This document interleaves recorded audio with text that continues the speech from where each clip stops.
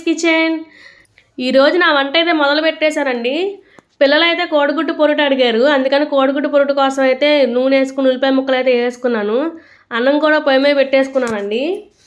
కోడిగుడ్డు పొరుటుతో పాటు పుదీనా టమాటా పచ్చడి అయితే చేస్తున్నానండి. అన్నం అయితే ఉడికిపోతుంది. పుదీనా అయితే కడిగి పెట్టేసుకున్నానండి. ఈలోపు ఉల్లిపాయలు మగ్గిపోయినాయి. ఇందులో అయితే 1 కప్పు టమాటా అయితే వేసేసుకుంటున్నాను సన్నగా తరిగి. కోడిగుడ్డు పొరుటులో టమాటా వేస్తే అరుగుదల ఉండిద్దండి. కొంతమందికి కోడిగుడ్డు పొరుటు అరగదు, అందుకని టమాటా వేసుకుంటే అరిగిద్ది. అన్నం అయితే గంజికి వచ్చేసిందండి. గంజి వాట్ చేసుకున్నాను అండి. ఈలోపు పుదీనా పచ్చడికి అయితే గిన్నె పొయ్యి మీద పెట్టేసుకున్నానండి. 1 స్పూను పచ్చెనగపప్పు, 1 స్పూను మినపగుళ్ళు వేసుకున్నానండి. 1 స్పూన్ ధనియాలు కూడా వేసుకున్నాను. అలాగే కొంచెం జీలకర్ర వేసుకొని కొంచెం వేపుకుంటున్నానండి. ఇవి కొంచెం వేగాక ఎండుమిరపకాయలు కూడా కారానికి సరిపడగా వేసుకుంటున్నాను. ఇవైతే సిమ్లో పెట్టి వేపుతున్నానండి. ఇవి దోరగా వేగితే బాగుంటాయి. ఈ పప్పుల వల్ల పచ్చడిలో టేస్ట్ వచ్చిద్దండి, బాగా కమ్మగా ఉండిద్ది పచ్చడి. ఈలోపు టమాటా ముక్కలు అయితే మగ్గినాయండి. అందులో కొంచెం పసుపు అయితే వేసేసుకున్నాను. తర్వాత టేస్ట్కి సరిపడా కారం అయితే వేసుకున్నానండి. కారం ఎప్పుడైనా బాగా వేగాలండి. నేను ప్రతి వీడియోలో చెప్తున్నాను అనుకోవద్దు, కారం వేగితేనే టేస్ట్గా ఉండిద్ది కూర. 1 అర స్పూను గరం మసాలా, 1 అర స్పూన్ చికెన్ మసాలా కూడా వేస్తున్నానండి. కూర బాగా టేస్ట్గా ఉండిద్ది. చికెన్ కర్రీ టైప్లో ఉండిద్దండి. పిల్లలు కూడా బాగా ఇష్టంగా తింటారు. ఇవైతే వేగిపోయినాయండి. ఇప్పుడు మిక్సీ జార్లోకి అయితే తీసేసుకుంటున్నాను. మిక్సీ జార్లో తీసేసుకున్నాక అదే గిన్నెలో 2 టమాటాలు అయితే కోసి వేసుకున్నానండి. వేగాలి. ఈ లోపు అయితే ఇది వేగిపోయిందండి. దీంట్లో ఎగ్ వేసుకుంటున్నాను. ఎగ్స్ ఎలా ఉంటున్నాయో తెలియట్లేదండి, అందుకే ఒక్కొక్క గుడ్డు గిన్నెలో కొట్టి అయితే పోసుకుంటున్నాను. మొత్తం వేసేసానండి. ఇప్పుడైతే బాగా కొంచెం కలుపుకొని మూత పెట్టుకొని సిమ్లో పెట్టుకోవాలండి 1 5 నిమిషాలు. ఈలోపు టమాటాలు అయితే వేగినాయి. అందులో అయితే నేను కడిగి పెట్టుకున్న పుదీనాకైతే వేసేసుకుంటున్నానండి.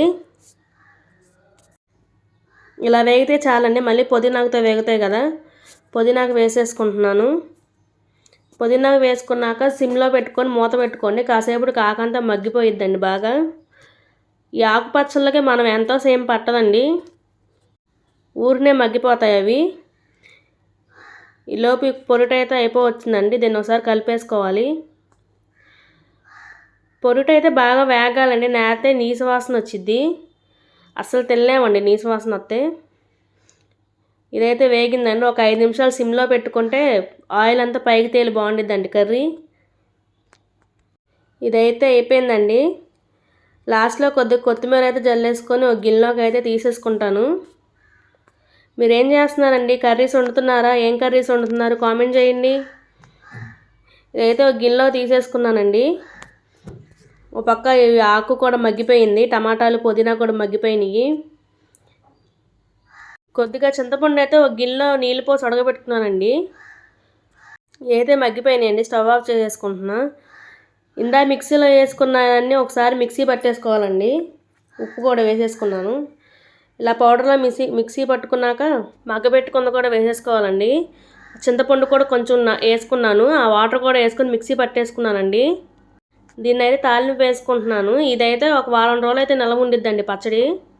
తాలింపు అయితే వేసేసుకుంటున్నానండి. జీలకర్ర, తాలింపు గింజలు, కరివేపాకు, కొత్తిమీర వేసుకొని తాలింపు అయితే వేసేసుకుంటున్నానండి. ఇంతేనండి, నా వంట అయితే అయిపోయింది. చాలా టేస్ట్గా ఉండిద్దండి పచ్చడి. అందరూ ఒకసారి ట్రై చేయండి. ఈరోజు నా వంట అయితే అయిపోయిందండి. ఇంకా పిల్లలకు క్యారేజీ కట్ అయితే పంపించాలి, టైం అయిపోతుంది. కొత్తిమీర తాలింపులో వేసుకోవడం వల్ల పచ్చడి కొంచెం నిలవ ఉండిద్దండి. పచ్చిది అయితే తొందరగా పాడైపోయిద్ది. ఇంతేనండి, నా వంట అయితే అయిపోయింది. ఈ వీడియో కనుక మీకు నచ్చితే లైక్ చేయండి, షేర్ చేయండి. అలాగే వల్లీస్ కిచెన్ని సబ్స్క్రైబ్ చేసుకోండి. ఓకే అండి, బాయ్.